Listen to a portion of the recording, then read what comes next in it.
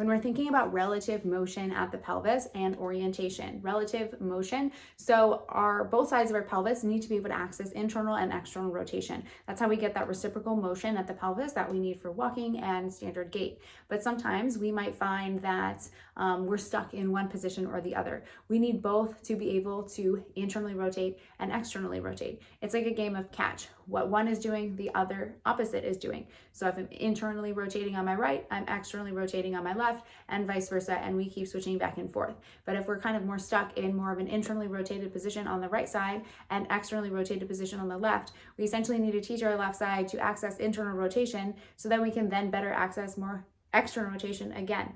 So sometimes we have to kind of look at those side to side asymmetrically to give one side of the pelvis what it really needs. And then when we're thinking about orientation, if we're not able to reciprocate, or we have one side that's kind of like one side stuck in more internal rotation, the other side stuck in more external rotation, and we can't have that kind of that receiving, that back and forth, then we might have a shift in orientation because our body's going to need to find a way to continue walking straight. That's when we might dip into that anterior tilt. We might have a rib shift, a hip hike. Something's going to change in that orientation because we're not getting that relative motion at the pelvis that we need. When we think about a symmetrical movement like a squat, we need external rotation, internal rotation, and external rotation again to go through a squat. But if the backside of our pelvis is really tight, our sacrum and that area is really sticky, and we're not able to access internal rotation, we might stay in that externally rotated position as we move our way through the squat. And we're not able to nutate the sacrum because everything around here is really sticky.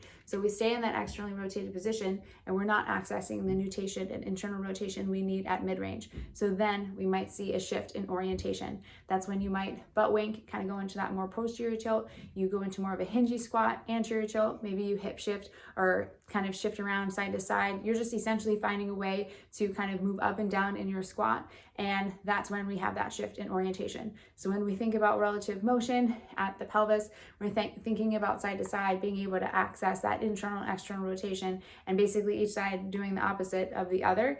And sometimes we have limitations in one side being able to access one of those movements. And so that's when we might see a shift in orientation because our body is going to find a way to continue moving forward and back in space, even if we're not finding that at the pelvis.